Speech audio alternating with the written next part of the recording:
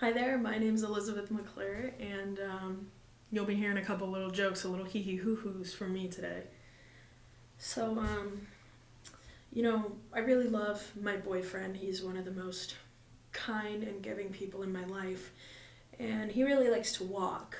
He really likes to, walk in downtown Covington, because that's where he lives. Please don't dox my boyfriend. And the other day, he was walking in downtown Covington, and these three guys outside a bar were like, "Oh, that's a man's man," because he's big and burly and got like a big ass beard, and he's like strong and hot, and it really made me think because he was like, I'm so secure in my sexuality. Like, I don't think I would ever define myself as a man's man, like with this toxic masculine symbol of being a man's man.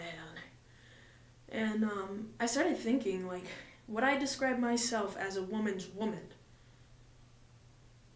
And I immediately thought no, because that's fucking stupid.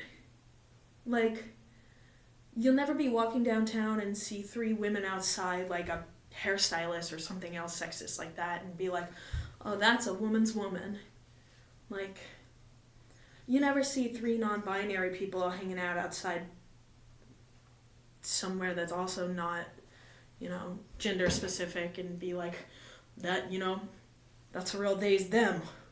That is a they's them if I've ever seen one." but, unfortunately I do say and think shit like that. And I was getting a haircut the other day at, Great Clips, because I'm poor and, I go here, so obviously. But I was so excited because I hoped that getting a haircut, usually when you go to get a haircut, especially in the experience of comedians, it seems like it's really funny when you go get a haircut. Like, anytime a comedian goes to do a menial task, it's absolutely hilarious. I don't really get that personally, because I have to work really fucking hard to make things funny. But, I go in and I was hoping I could, use some of, what the hairstylist said to, like, make a joke or something. But I just went in and got my hair cut, and it was so fucking boring. It was the least interesting haircut I think anyone's ever gotten, especially in the history of comedy. No one's ever gotten a less interesting haircut.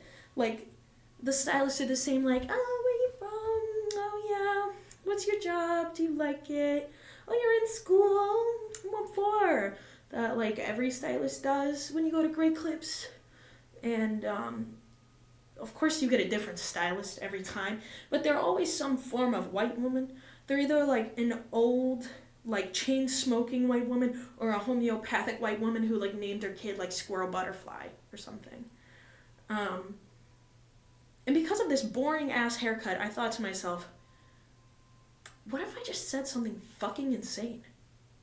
What if I just said something literally off-the-wall crazy and gaslit this poor 55-year-old Great Clips hairstylist into thinking that I was, like, a dominatrix or a government agent or, like, someone British,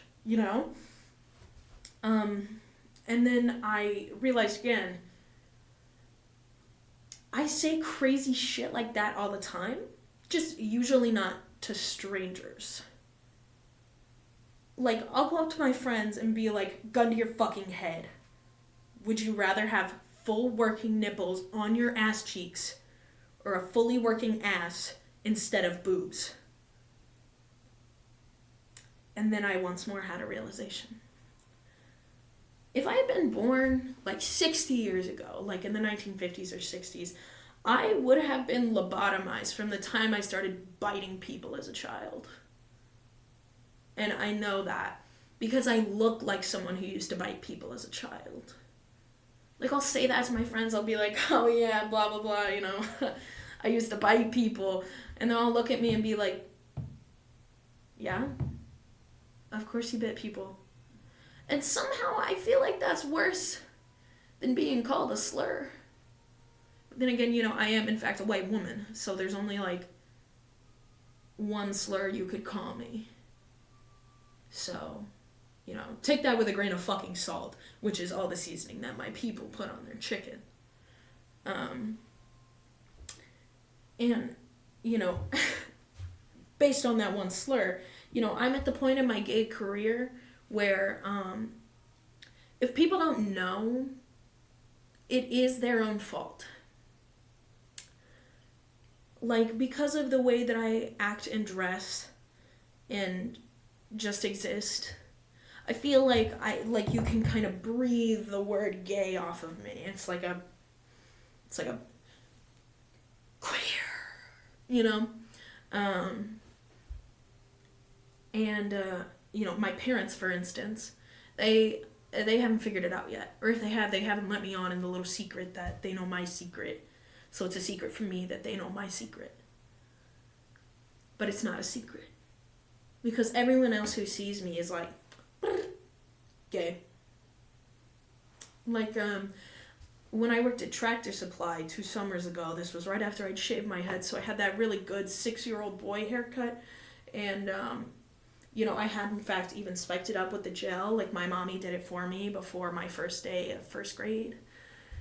And I was wearing a hat as well.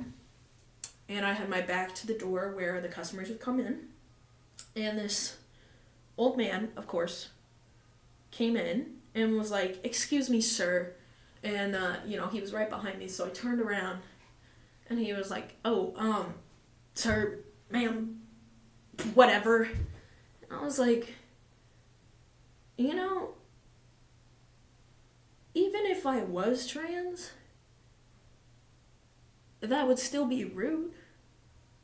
Or like if I wasn't trans. Basically, if you are a human being, that shit was rude. That shit was incredibly rude. You don't go up to someone and be like, "Excuse me, Emily, Elizabeth, Elliot, whatever." Like, I know we're on this whole, like, pronouns don't matter thing as Republicans. I say we like I'm a Republican, but I just did a whole bit about being gay and my parents not knowing and or caring. But,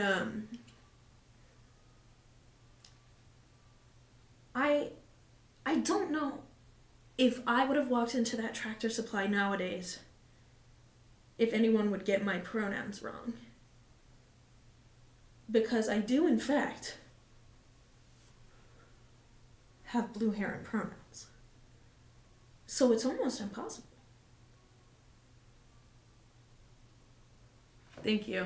This has been Elizabeth McClure.